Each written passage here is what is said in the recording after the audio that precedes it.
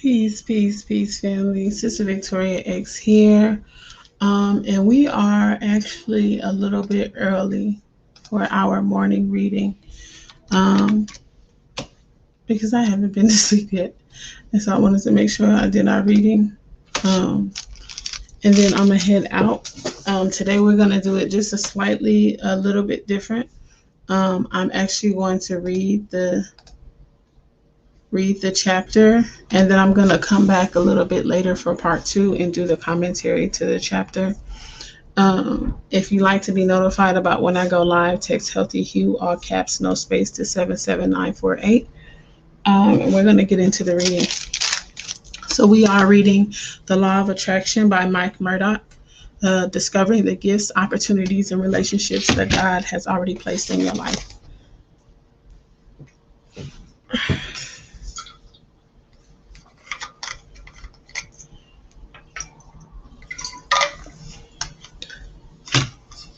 Chapter 13, Recognition of Your Dominant Gift. Everyone receives gifts from God. Few recognize their dominant gift. David recognized his dominant gift.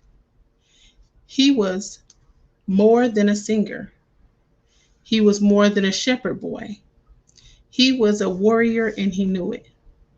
That is why he recognized an opportunity for his gift to flourish when Goliath cursed his God. Joseph knew his dominant gift. He was more than an interpreter of dreams. In fact, the scriptures only document 2 or 3 occasions of it. His gift was uncommon compassion. That gift caused him to recognize the countenance of the butler and the baker in the prison. Their unhappiness was the golden hinge to his ascent to the throne. I love what my dear friend Sherman Owens always teaches. Listen to happy voices for encouragement. Listen to unhappy voices for ideas. The Apostle Paul knew his dominant gift. I am called an apostle. He was more than a thinker. He was more than a talker. His gift was to reveal the revelation of God. 14 facts you should know about your gifts and talents. 1. Jesus wanted us to recognize that God gives wonderful gifts to us. If ye then, being evil, know how to give good gifts unto your children, how much more shall your Father which is in heaven give good things to them that ask him? Matthew 7:11. 2. The Holy Spirit gives you all the gifts, talents, and abilities you possess. Now there are diversities of gifts, but the same Spirit. 1 Corinthians 12:4. 3. The Holy Spirit gives different gifts to us relative to our assignment on earth. But all these worketh that one and the selfsame Spirit, dividing to every man severally as he will. For as the body is one, and hath many members, and all the members of that one body, being many, are one body, so also is Christ. 1 Corinthians 12:11-12. 4. Your gifts were given to help men of God fulfill their instructions and vision from God. Then wrought Bezalel and Aholib in every wise-hearted man, in whom the Lord put wisdom and understanding to know how to work all manner of work for the service of the sanctuary, according to all that the Lord had commanded. And Moses called Bezalel and Aholib and every wise-hearted man, in whose heart the Lord had put wisdom, even every one whose heart stirred him up to come unto the work to do it. Exodus 36:1-2. 5. Your gift was imparted to you to solve problems for those closest to you. Withhold not the good from them to whom it is due. when it is in the power of thine hand to do it. Proverbs 3:27. 6. When your dominant gift becomes your seed in the lives of others, God guarantees to generously compensate you. Knowing that whatsoever good thing any man doeth, the same shall he receive of the Lord, whether he be bound or free. Ephesians 6:8. 7. Few ever recognize their dominant gift. This explains why millions live life unrewarded for the gift they contain. Nothing is more tormenting than living life uncelebrated for the difference within you. 8. Obsession with your flaws will often blind you to your dominant gift. We study ourselves. As we stand before a mirror each morning, we rehearse the qualities that discourage us the most.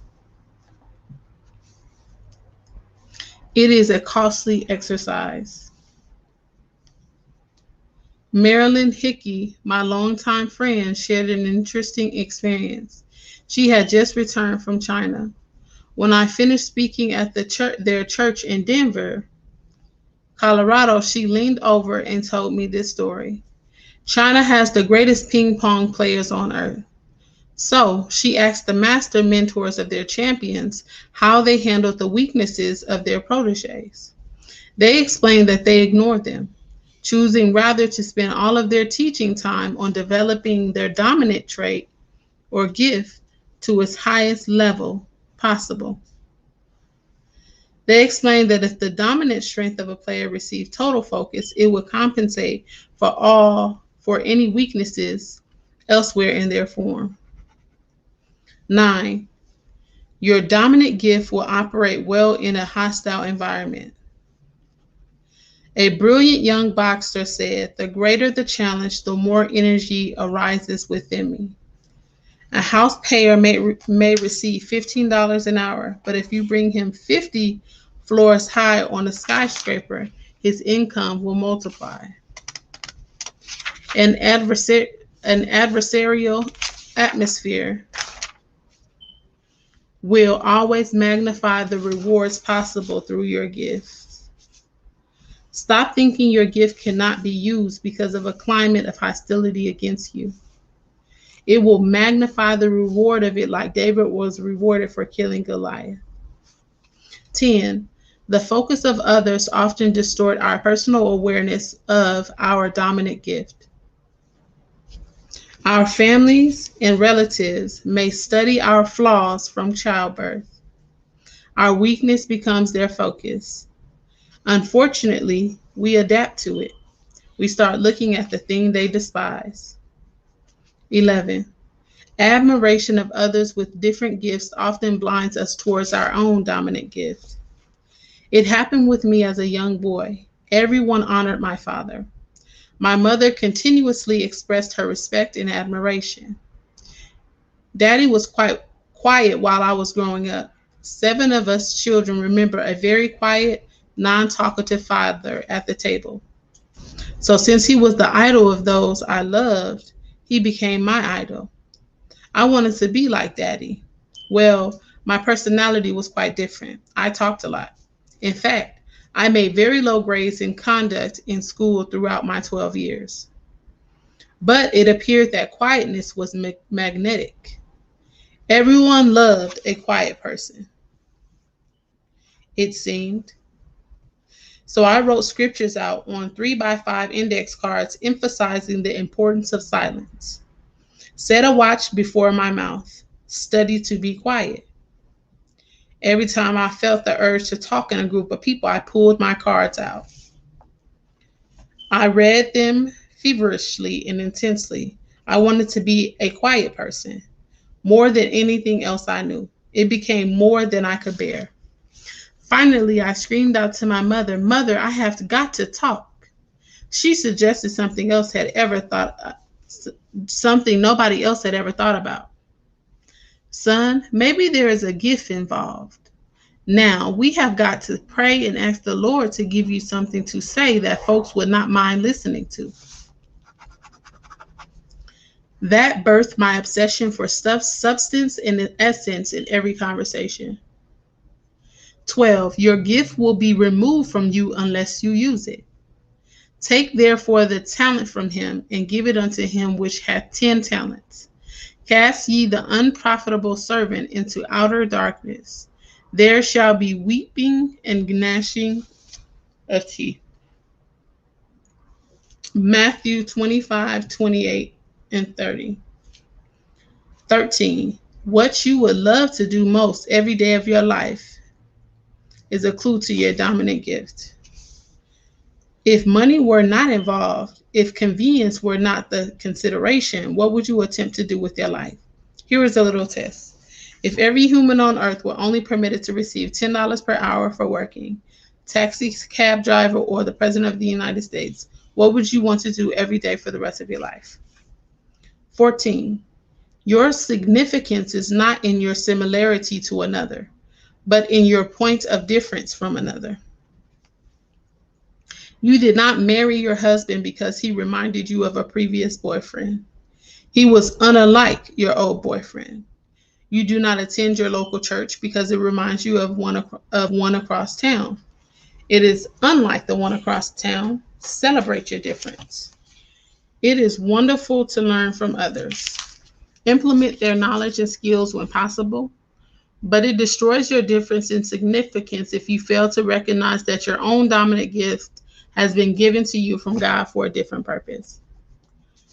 Uncommon men are simply common men who have recognized their uncommon gift. Recognition of your dominant gift can move you from obscurity to significance in a day. And that is the conclusion of chapter 12, Recognition of Your Dominant Gift, inside of the book, The Law of Recognition by Mike Murdock, discovering the gifts, opportunities, and relationships that God has already placed in your life. If you've made it this far, I thank you, and I ask that you drop hashtag replay in the comments. And that is going to be the conclusion of our reading this morning. We are going to come back later on today and do the commentary part. And I will see you all later. Peace.